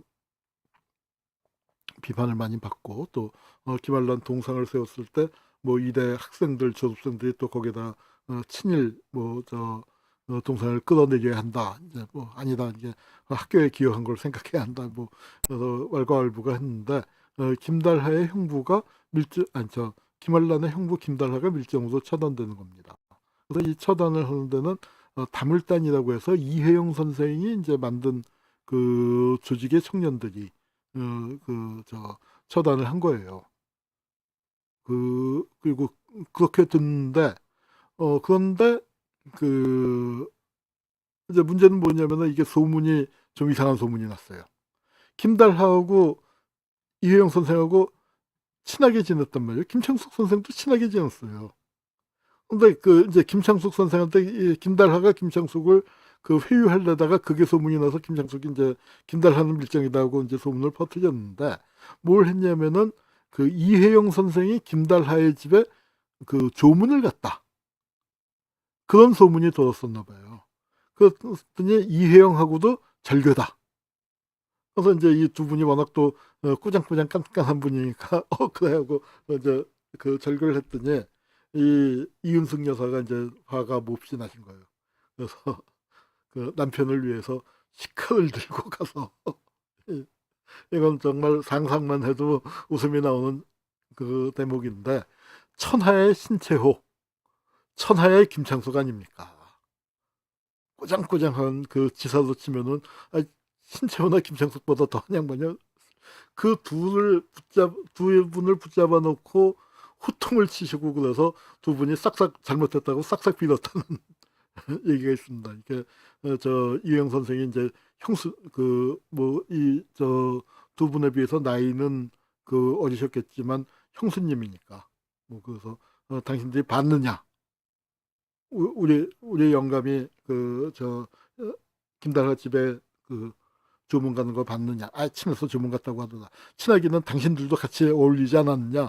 이 사진 보면 진짜로 같이 어울렸었잖아요. 여기 신채호 선생은 없지만, 예. 그래서 이제 하여튼 그러니까 남편을 위해서 싸웠고. 이 이은숙 할머니 얘기는 서간도 시종기만 갖고 따로 한번 얘기를 할 만한 건데, 왜냐하면 제가 이 서간도 시종기에 그 해제랄까요? 서문이랄까요? 그걸 제가 썼어요. 저하고 형 이름으로 같이 나갔는데, 하여튼 그러니까 여성 독립운동가 얘기들을 좀 이제 우리 제가 다음 주에 우리 수업에서도 이제 따로 해야 하는데 여성 독립운동가도 그들 중에는 그러니까 이제 누구의 며느리였던 사람, 누구의 아내였던 사람 그러다가 이제 자기가 독립적인 그 여성 운동가가 되는 사람들이 나타나기 시작을 하죠.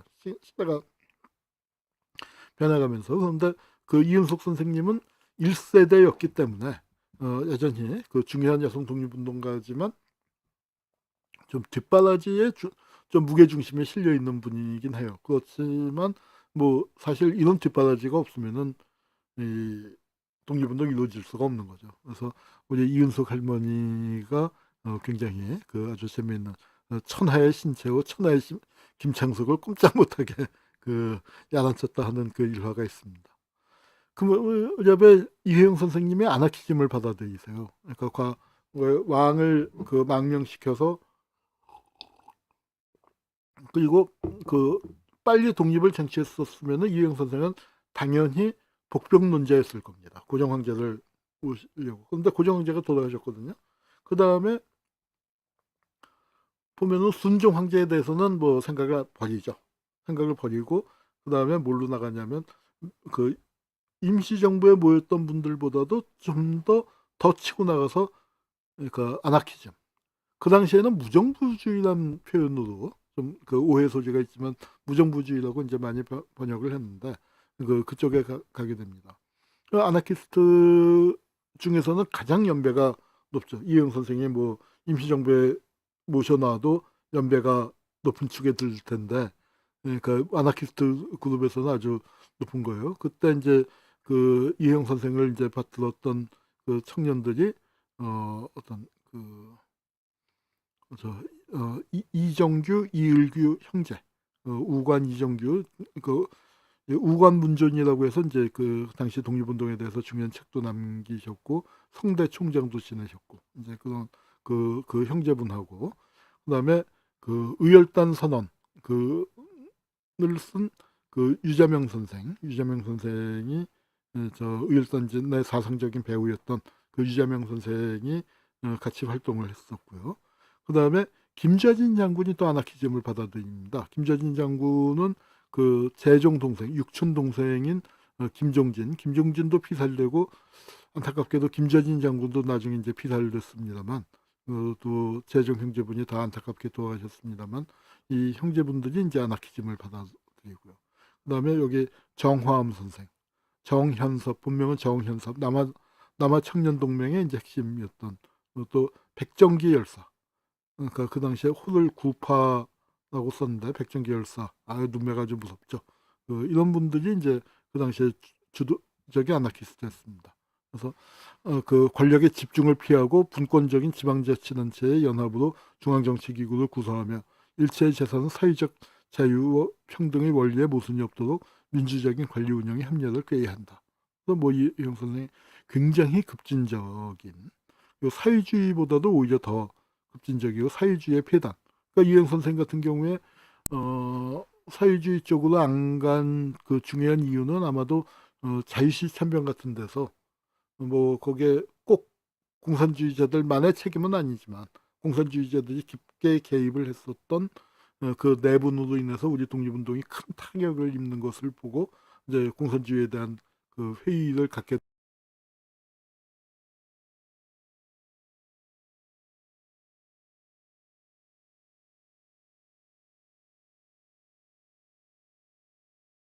예, 저 하다가 그 중요한 대목에서 방송이 끊겼네요. 예, 뭐좀 시간이 많이 잡아먹었는데 빨리 그 마무리 짓겠습니다. 1927년에 결성된 동방무정부주의자 연맹, 또 남아한인 청년연맹 이런 데에서 활동을 하는데 무정부주의 쪽은 아마 그 행동파였죠. 그러니까 뭐 흔히 얘기하는 테러 그쪽에서 의열단 쪽이 있고 의열단에도 이제 그 이 배후에서 저 이행 선생님이 깊이 개입하신 걸로 뭐 정확하게 알려져 있지는 않습니다. 정확하게 알려져 있지는 않지만 개입하신 걸로 알려져 있고 유자명 선생이 또 그 많이 같이 움직였으니까요. 그렇게 돼 있습니다. 그러다가 이제 무정부주의자들끼리 아나키스트들끼리 모여서 그러니까 이런 그 조직을 만들었습니다. 조직을 만들었고 이 동방무정부주의자 연맹이라는 건 중국, 한국, 일본, 대만이 모여서 같이 이제 그 활동을 했었던 거죠. 근데 이 무렵에 이제 그 이혜영 선생이 경제적으로 굉장히 궁핍했어요. 아마 막대한 자금을 갖고 갔는데 뭐랄까요 그 독립운동이 장기전이 될 것이다는 생각들을 안 하셨는지 아마 나를 곧 찾을 수 있을 것이다라고 생각을 하셨고 또 그다음에 당신들뿐만 아니라 조선에 뭐 정승판서 나온 집안이 이대꾼이겠습니까? 또 만석군 하는 데가 뭐 숱하게 많았으니까 그 독립운동의 재산들을 많이 낼 것이다 생각을 했는데 그렇지 않다 보니까 이게 이제 뭐 개인 부잣집이 요즘 같은 큰 재벌도 아니고 그러니까 조선선 제일 가는 부자였다고 하지만 그 부의 규모가 뭐 들어먹기 시작하면 또 금방이었죠. 그러니까 그 몇백 명을 그 모아놓고 밥 먹이는 일을 그 10여 년 하다 보니까 그 많던 재산이 거덜이 나버린 거예요. 그래서 학교는 문을 닫게 되고 그리고 그 이행 선생은 이제 북경으로 옮겼는데 생활이 몹시 궁핍했습니다. 그리고 특히 20 이게 5년이라나 6년 5년 그 무렵에 그러니까 이 아주 슬픈 일이죠. 그 딸과 손녀를 며칠 상관으로 그 이뤘어요. 막내 따님하고 그다음에 손녀라는 게 그 이종찬 원장님 그 누님 되시는 분, 그 두 분을 성홍렬이 돌아갔고, 그러니까 하여튼 그 자제분들을 그렇게 그러니까 따님과 손녀를 그 며칠 상관으로 잃었다는 거예요. 근데 이제 그 무렵에 보면은 동아일보에 그 이혜영 선생의 글씨가 실려요. 제중국 이혜영 씨 시필. 그래서 이제 동아일보에 그 원단의 그 벗 이회영 해서 우당 이회영 이제 이렇게 썼죠. 을충년 원단 1925년 원단입니다. 여기 신문에 이만하게 나 있고 그 옆에 보면은 여기 이제 그 단재 신채호 선생의 글씨로 난객의 신년만필 이런 아주 유명한 거죠. 그리고 그 다음 날부터인가 다음 날인가 다음 날부터는 조선사 연구초가 동아일보에 연재가 돼요. 그래서 이제 이게 어떻게 된 건가 보면은 그 신채호 선생이 이제 이때 저희 할아버지가 계셨는데 할아버지가 동아일보 편집국장 대리를 좀 하셨었거든요. 근데 그 동아일보에 이제 하여튼 일이 있으면서 할아버지가 다시 그 원래 3.1운동 때 그 망명해서 임시정부에서 활동을 하다가 귀국을 하고 그래서 국내에서 동아일보 또 활동을 하시다가 그러니까 이제 동아일보에서 좀 여의치 않고 사람들이 나오게 되면서 이 그 저 그러니까 이 중국으로 다시 가셨어요. 아마 할아버지도 진로를 고민하셨던 거죠. 그런데 이제 그때 이혜영 선생이 유학을 가든지 국내에 들어가서 그 미국 유학을 가든지 음, 국내에 가서 다시 언론을 하든지 이제 그래서 다시 이제 돌아와서 시대일보 가셨다가 조선일보로 옮기시게 되는 것 같아요. 그래서 조선일보 편집국장을 하고 그러셨는데 그때 아직 동아일보에 인연이 있을 때였던 것 같습니다. 그래서 이 할아버지가 뭐 틀림없이 주선을 해서 이 지면을 받았는데 저는 재밌는 게 신채우나 그 이혜영이나 극렬 독립운동가 아닙니까? 아주 최고 그 지명수배자급인데 그게 당시 총독부에서 이거를 실어줬단 말이에요. 그 실는 걸 가만 놔뒀다는 거죠. 그리고 이거 왜 실었겠습니까? 이혜영 선생의 휘호.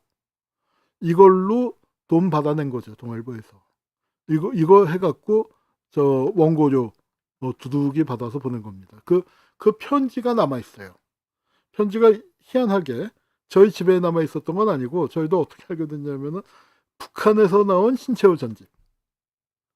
70년대 이제 한국에서도 신채호 전집이 나왔는데 그 1권, 2권 나왔을 때는 거기 안 들어갔고 3권의 별권이라는 게 뭐냐면 북한에서 나온 신채호 전집인데 거기 보니까 그 한기약 형에게라고 보냈는데 할아버지하고 신채호 선생하고 나이 차이가 꽤 나요. 17, 8살 양력으로 치면 18, 음력으로 치면 17 나는데 형이라고 하면서 그러니까 돈 얘기를 하는 거예요. 그리고 이런 얘기를 누구한테 하겠습니까? 형한테나 하지.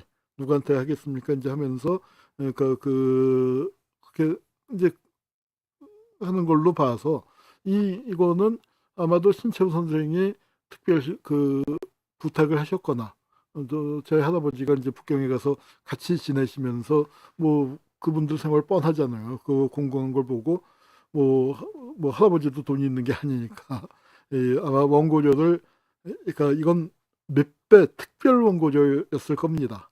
그러니까 국내 필자들 원고료하고는 비교가 안 되게 큰 돈을 아마 김성수한테 그 이야기를 해서 받아내셨을 거예요. 그리고 김성수는 또 흔쾌히 그러니까 목돈을 줬을 거라고 생각을 합니다. 그래서 이제 그 구한 형편을 벗어나게 되는데 이때 이제 그 저 손녀하고 그 따님을 잃었는데 그때 이제 책에 보면은 우리 이윤석 할머니 책에도 그 이제 개정판 낼 때 그 얘기가 들어갔고 그다음에 이규창 선생 그 유영 선생의 아드님이죠. 아드님이 직접 그때 이제 보시고 그 쓰신 운명의 여신이라는 책에 그도 그 얘기를 이제 자세히 쓰셨는데 그때 이제 이 병원으로 그 아픈 손녀 따님 그 들고 업고 뛰고 그다음에 뭐 경황이 없었을 거 아니에요. 그런데 그 이제 이 장례를 주선한 게 저희 할아버지였다고 그럽니다. 그래서 이제 그런 얘기가 그 하여튼 전해져서 저희 이제 할아버지하고 이영 선생이 굉장히 가까운 사이였어요. 그래서 그 까닭에 이종찬 선생이 이제 우당 기념사업회를 처음 만들었을 때 그때 이종찬 선생이 민정당 원내 총무하고 아주 그 세도가 당당할 때였죠. 그런데 저희 아버지 이제 출판사하고 계시는 아버지를 우당기념사업회 회장으로 모셨어요. 그래서 저희 아버지가 우당기념사업회 초대 회장이셨습니다. 그래서 하여튼 그게 이런 집안 인연이 있기 때문에 그거고요. 저도 이종걸 의원이나 또 이종찬 의원 이제 아드님 그 이철우 교수, 뭐 이철우 교수하고는 대학 시절부터 잘 알고 지냈었고 이종걸 의원은 또 이제 나이는 저보다 많습니다만 국사학과 후배가 됐어요. 성대 다니다가 늦게 그 재입학을 저 서울대 국사학과에 재입학을 해갖고요. 그런 인연이 있습니다. 전서연구처도 실렸고요. 자, 시간을 빨리 가야 할 것 같습니다. 하여튼 그 일본이 상해를 점령하니까 이회영 선생이 이 천장절에 폭탄을 투척할 계획을 세웠는데 이때 실제로 폭탄을 누가 던졌어요? 윤봉길 의사가 던졌죠. 뭐 전해지는 얘기로는 이 행사장에 폭탄은 준비가 됐는데 행사장에 가까이 갈 수 있는 비표를 구하지 못했다는 얘기가 전해지는데 어쨌거나 윤봉길 의사가 폭탄을 던졌습니다. 그런데 이제 그 후에 뭘 했냐면 6.3정 의거라고 보통 얘기하는데 저 일본 공사 주중 일본 공사를 그 살해하려고 폭탄을 준비했다가 잡혔죠. 잡히는 바람에 안타깝게 그 거사에 성공을 못했는데 이게 바로 국제 흑테러단. 흑이란 건 뭐냐면은 아나키스트들이 검은색을 써요. 그러니까 이제 조선은 원래는 백의민족이었는데 백의민족을 일본이 뭐 나태하다 뭐 이제 하니까 유약하다 하니까 강한 색깔을 쓴 거고 이 사회주의자들은 붉은색을 썼고 그래서 흑색, 그 적색이 이제 대립을 하는데 이 아나키스트들은 흑색을 썼습니다. 흑색 테러단, 흑색 공포단. 그래서 이제 이게 그 6.3정 의고라는 6.3정이라는 곳에서 일본 공사가 모이는데 그걸 치려고 했는데 사전에 정보가 발각돼서 그 백구파 선생, 원심창 선생, 그 다음에 이강훈 선생. 이강훈 선생은 누구냐면 한 100살 사셨어요. 그리고 저도 살아생전에 이제 이강훈 선생 한번 뵌 적이 있고요. 그 이분이 이제 뭘 했냐면은 우리가 이제 한일 국교 정상화하고 난 다음에 거기서 돈의 일부를 아주 일부죠. 그거를 원호처에서 떼어갖고 그 일본 자료를 번역해서 독립운동사 자료집을 이제 독립운동사 자료집을 처음으로 열 몇 권짜리를 낸 게 있습니다. 그거 번역하는 거를 이강훈 선생이 많이 하셨죠. 이제 하여튼 나중에 광복회 회장도 지내셨고요. 그래서 상하이 홍국공원에서 이제 이 크게 폭탄 테러 그리고 이건 백정기 열사의 유해를 그 봉헌하는 장면입니다. 그래서 3의사라고 하는데 저 안중근 의사는 모셔오지 못했고 그 윤봉길, 이봉창, 백정기 그 세 분을 효창공원에 모셔온 거죠. 이제 백범 선생이 열심히 모셔왔고요. 이게 이제 상해 관동군 사령관 무토를 죽일 계획을 세우신 거예요. 무토를 죽이려고 했었던 사람이 또 누가 있나요? 우리 암살의 그 모델 원 주인공, 그러니까 그 모델이라고 해야 하나요? 그 남자현이라는 할머니가 있습니다. 전재현은 젊고 이쁘지만 남자현 그 여사는 이제 당시에 그러니까 할머니였는데 남자현 여사를 모델로 해서 남자현 여사가 이 사령관 무토를 죽이려고 하다가 또 실패해서 이제 돌아가시게 됐는데 우리 독립운동의 큰 별 두 분이 무토를 죽이려다가 희생이 되신 거네요. 그래서 이 무토를 이 척살하려고 했었던 건 우리가 짐작을 하는 겁니다. 왜냐면은 이형 선생이 체포된 다음에 한마디도 안 하고 돌아가셨거든요. 고문당하다가 한마디도 안 하고 돌아가셨기 때문에 정확하게는 알 수 없지만 그 당시에 이제 주변에 전해지는 얘기나 정황으로 봤을 때 무토 암살 계획을 세우셨던 것 같아요. 근데 대전 수산경찰서에 체포되고 그래서 대전 감옥에서 이제 돌아가셨는데 대전 경찰서 유치장 이곳이 어디냐면은 그 우리 안중근 의사도 여기 같이 계시던 곳이죠. 그래서 그 안중근 의사 이회영 선생이 여기서 돌아가셔서 참 가슴 아픈 일인데요. 3배 3으로 만든 노끈으로 목을 매서 자살하셨다는데 믿어지지가 않죠. 또 노끈이 어디서 도대체 나온 거냐 이제 뭐 의문이 들고요. 이게 그러고 이제 그렇든 당시 66세 우리 나이로 67세로 돌아가셨는데 동아일보에 이렇게 기사가 실렸습니다. 이 기사가 실린 날 보면은 이 왼쪽에는 참 슬픈 얘기죠. 그 윤봉길 의사가 그 오사카에서 사형이 집행됐다 하는 기사가 같이 실렸어요. 그래서 11월 17일, 27년 전에는 을사늑약이 맺어졌고 아마 우리 가장 쓸쓸한 그 11월 17일이 아닌가 싶어요. 이 날이 이제 순국선열의 날이 됐습니다. 그래서 이회영 선생의 유해는 장단, 이쪽이 파주 장단 그쪽에 또 그 땅이 많았어요. 그 연고가 있었기 때문에 그쪽으로 이제 거기서 장사를 지냈습니다. 이거는 이회영 선생의 이제 그 동생이신 이시영 선생이 쓴 그 눈물로 쓴 그 제문이고요. 이회영 선생이 돌아가신 그 여성 감옥이고 거기 이제 감옥에 이회영 선생을 기리는 이제 돌아가신 방에 이런 기념 시설이 되어 있다고 합니다. 그 이제 마지막 입었던 중국 옷이고요. 중국에서 이제 혁명열사 증명증, 뭐 중국에서도 혁명열사로 이제 그 모시고 있는 것 같습니다. 단지 그러니까 심훈이 이때 단제와 우당을 그 다 찾아뵀던 것 같아요. 여기 우자는 이제 우자가 났습니다만 이 신채호 선생도 뒤에 여성 감옥에서 돌아가셨죠. 그러니까 여성 감옥에서 돌아가신 분이 안중근, 이혜영, 신채호 이런 분들이 다 돌아가셨습니다. 그리고 이혜영 선생님의 아드님 이규창 선생은 이제 이분 왜 그러냐면 어렸을 때 그러니까 우리 그러니까 만주에 사실 때 우리 그 마적들의 습격을 당한 적이 있어요. 그 이석영 선생 댁이 그 일가들이 그래서 이윤석 선생님은 총에도 맞았습니다. 그 마적의 총에 그 왼쪽인가 어깨를 맞아갖고 중상을 입으셨었고 그 난리통에 그때 이규창 선생님이 3살인가 그랬는데 넘어지면서 화로에 넘어지셨어요. 이규창 선생님은 저도 그 생전에 어렸을 때 그 몇 번 뵌 적이 있습니다. 그 아버지께 자주 그 오셨었던 것 같아요. 이제 그래서 이제 이렇게 됐었고 이규창 선생도 친일파 처단하다가 13년형을 언도받았고 운명의 여신 한자로 제신자죠. 그 보통 그러니까 그 책을 쓰시고 그랬습니다. 이윤석 할머니는 민족운동가의 아내였고 이제 그 아내일 뿐만 아니라 그 자신이 민족운동가였죠. 훌륭한 민족운동가였다고 생각합니다. 상동교에서 그러니까 그거고 그다음에 이제 막내 아드님이 이규동 선생인데 이종걸 위원의 아버님이죠. 근데 이규동 선생님은 안타까운 게 뭐냐면 아버님을 한 번도 뵌 적이 없어요. 왜냐면 그 북경의 생활이 궁핍하니까 그 부인을 국내로 돌려보냈습니다. 아마 돈도 좀 마련을 해봐라 하는 것과 그다음에 워낙 뭐 먹을 게 없었으니까 이규창 선생 그 표현에 의하면은 일주일에 3번 밥 먹으면은 무지 행운이었다 할 정도로 그래서 하루 굶는 거는 아무것도 아니다.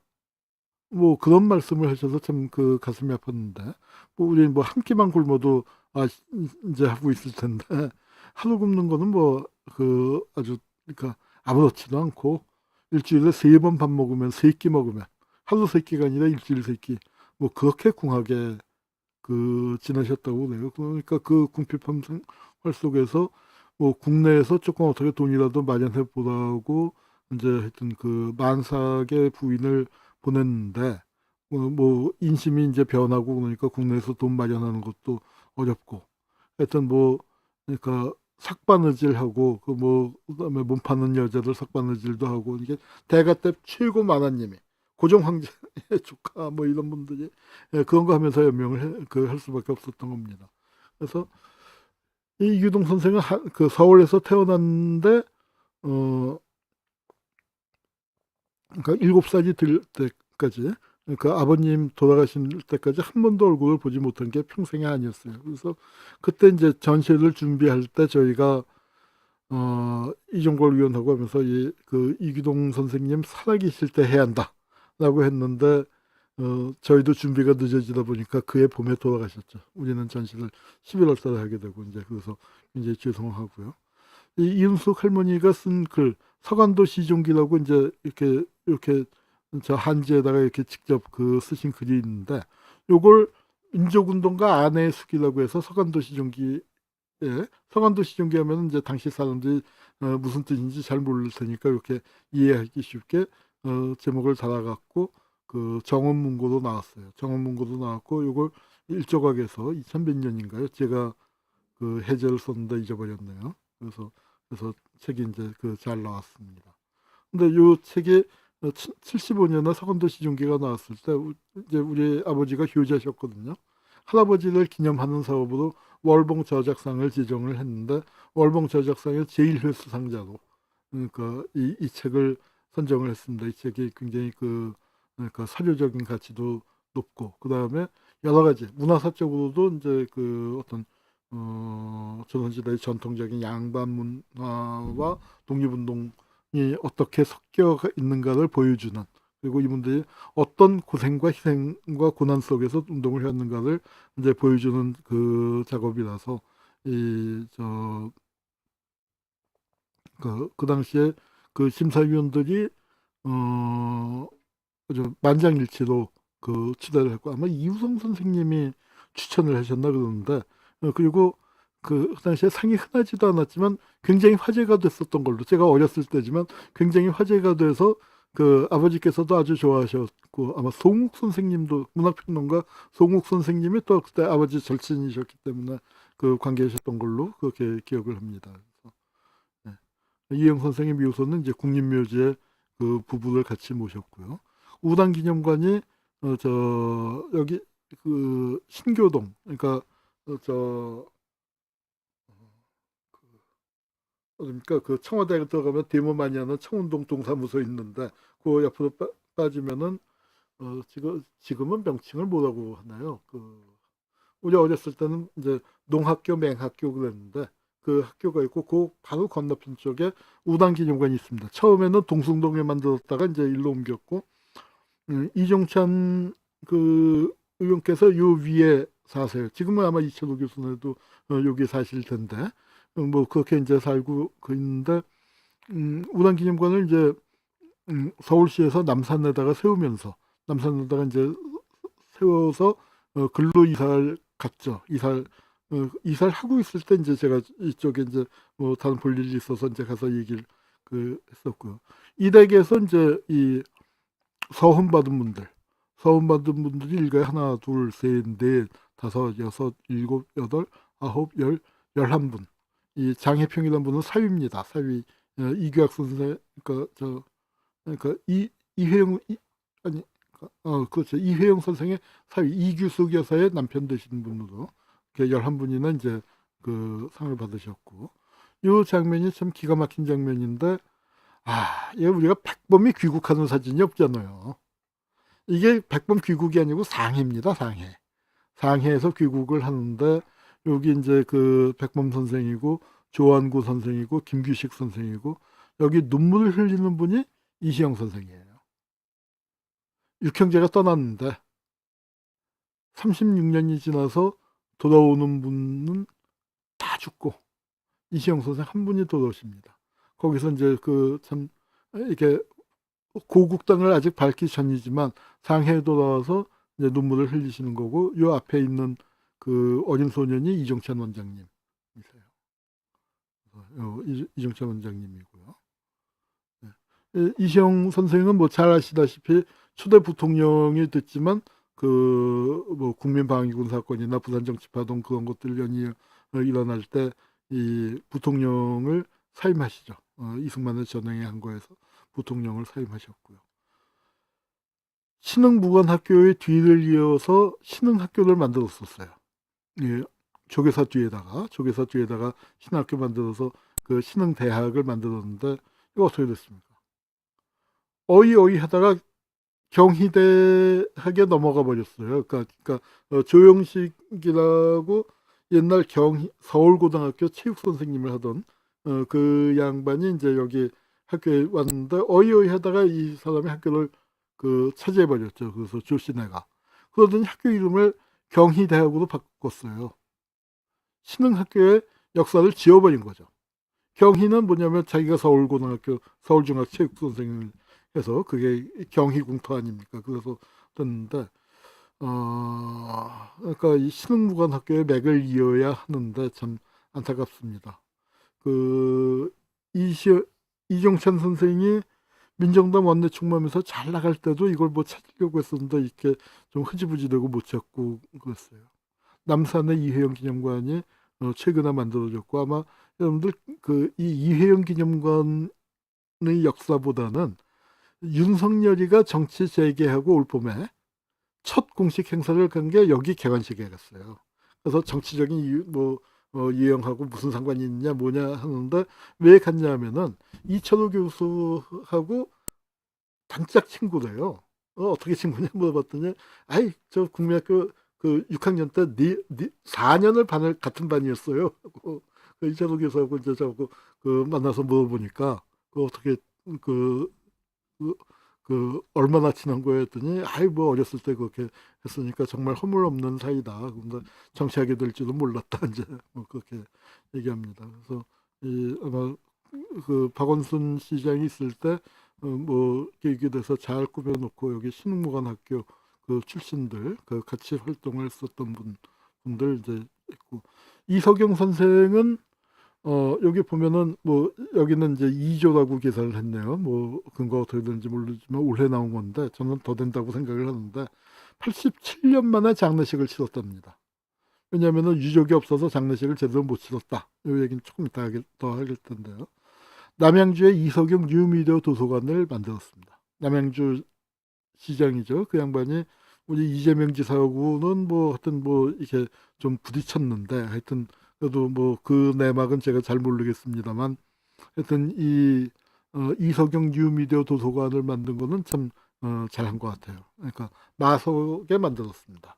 그러니까 마석에 가오실하고 이제 멀지 않은 그 마석에 뉴미디어 도서관을 만들어서 이석영 선생님이 조선의 최고의 부자였다고 굶어 돌아가신 이분이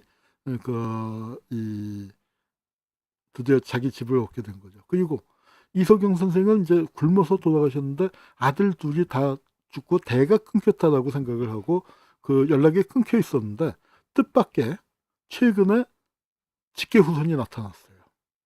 그러니까 따님이 계셨는데 이제 아들 두 분이 후손이 없이 하고 소식이 끊겼는데 따님이 계셨는데 그 따님이 대만 쪽으로 가셨는데 어떻게 연락이 된 거예요. 그래서 그러니까 이제 보면은 요새 유명 독립운동가의 가짜 후손들이 많습니다. 그래서 가짜가 아닌가 의심을 했는데 보니까 이 사진을 내미니까 이종찬 선생도 깜짝 놀라셨다는 거예요. 여기 어머니고 요 분은 아마 이종찬 선생의 누님 되시거나 뭐 하여튼 아기를 안고 있는 분이 딱 어머니 사진이니까 이거는 맞다. 그래서 또 안창호 선생이 주제를 쓰셨고 그래서 이 사진으로 볼 때 뭐 이거는 이제 확실하다 이제 해갖고 유족으로 이제 인정이 되고 있습니다. 대만의 호적동본에서도 확인이 됐고요. 그래서 이제 이분들이 이렇게 어려움 속에서 하여튼 이석영 선생의 후손이 살아있는 증손녀가 나타나서 다행입니다. 대가 끊겼다고 생각을 했는데 절선이 됐다고 생각을 했는데 다행히 이렇게 나오게 후손이 나타났고요. 하여튼 파란만장하죠. 파란만장한 집안인데 그래도 이 댁에서 참 가슴 아픈 게 후손들이 많은데 그래도 밥 먹고 사는 사람이 몇 명이 안 되는 거예요. 우리가 얘기했었던 그러니까 잘된 분은 뭐 이종찬 원장님이나 이종걸 의원이나 뭐 이종걸 의원이 6선을 했나요? 이종찬 원장님 또 뭐그 하여튼 집권당의 요직을 지내고 국정원장까지 지내셨고, 또 이철호 교수 지금 연대 그 법전원 교수하고 있고, 그런 것 같지만 또 많은 후손 중에서 이렇게 번듯하게 그렇게 하신 분들은 생각보다 많지 않다는 거죠. 그리고 이정찬 원장님 그 회고록, 그 이정찬 원장님 그 얘기는 따로, 이 집안 얘기가 정말 얘기할 게 너무너무 많습니다. 너무너무 많은데, 그 이정찬 원장 그 회고록에 읽어보면은, 그 제가 독립운동 하던 사람들이 그 겪은 것들 중에서 참 한마디로 얘기해서 사람들이 뭐라고 한다, 무시한다고나 할까, 위면한다고나 할까, 독립운동 하던 사람들, 그 중에 이제 첫 번째가 두 개가 이제 정말 기억에 남는데, 첫 번째는 그 우리 정정화 할머니, 그 김가진 선생의 며느님, 독립운동 자금을 얻으러 국내에 들어와서 알만한 집에 가서, 그러니까 문 두들린다, 딱 문을 열더니 알아본 거죠. 그런데 뭐라고 얘기했냐면, 누구시더라 하더니 문을 닫더래요. 독립운동 하다 온 사람이요. 그러니까 그게 이제 참 기막힌 얘기고, 그 다음에 이제 또 하나는 그 이정찬 선생님이 그 육군사관학교 시험을 봤을 때 그 시험관이 뭐라고 얘기해서 또 이렇게 이제 뭐 가정 환경이냐 뭐니 그런 거 딱 보더니, 자네가 그 소위 독립운동 했다는 집아냐? 그래서 그 독립운동에다 소위 그 뭡니까, 다 일본군 출신들, 만군 출신들이 독립운동 하던 사람들 소위 독립운동. 그리고 저 보안사에서 나온 대공 30년사는 책에 보면은요, 거기에 뭐라고 나오냐면, 아무개 해놓고는 그 무슨 범죄인 기소할 때 일제 시대에는 독립운동에 종사하던 자로서 해방 후에는 이런 자익 활동을 하고 뭐 이렇게 했다, 뭐 이렇게 나와 있습니다. 이게 독립운동이 처한 거였고요. 이런 풍토 속에서 아까 이제 맨 처음에 우리 그 질문 주셨었던 거, 왜 반민특위 같은 것들이 왜 정치적인 의제로 안 되느냐 하는 게 그 힘에 눌리는 것 같아요. 뭐 이정찬 의원도 이쪽에서도 활동하고, 또 진보 쪽에서도 또 나와서 활동하고, 뭐 여러 가지로 되살리려고 했고, 또 과거사위가 2기 과거사위가 만들어졌지만 여전히 가해자들, 친파들을 제대로 죄를 묻지 못했거든요. 그 사람들이 친일명사전은 나왔지만, 제가 지금 하고 있는 반헌법 행위자 열전이 그거니까 45년까지는 그래도 역사 기록 정리를 좀 했는데, 해방 이후에 이 사람들이 대한민국을 어떻게 말아쳐드셨는가, 그걸 기록해야 할 거 아닙니까. 저는 그러니까 솔직히 이석영 선생, 이회용 선생 기념사업 뭐 해야죠. 우리가 기리고 해야 하는데, 저는 그렇게 생각해요. 반헌법 행위자 열전이야말로 이 독립운동가 이 어른들을 모시는 최고의 기념사업이다. 이분들 재성에다 뭘 올리겠습니까? 그분들 재성에다 올리기 위해서 이 작업을 합니다. 여러분들께서 많이 좀 후원을 해주시기를 부탁을 드리고요. 오늘 또 그 사이에 많은 분들이 오늘 많이들 후원해 주셨네요. 아마 이 방송 사고도 나고 하니까 장비도 개량해라 하는 뜻이었는지, 하여튼 감사합니다. 오늘 많이들 후원해 주셨고요.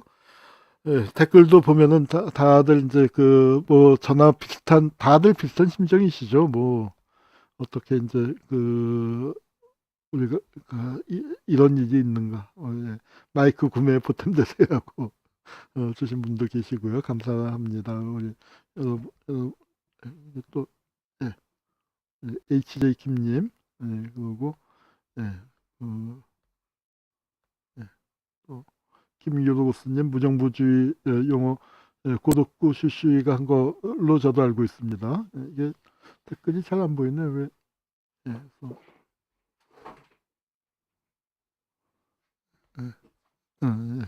됐습니다. 요거밖에 안 보여.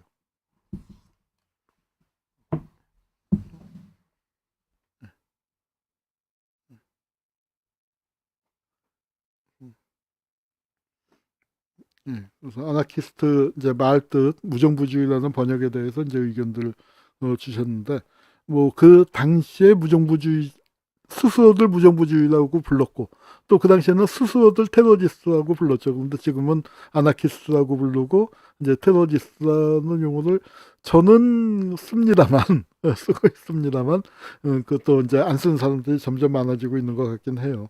예. 예.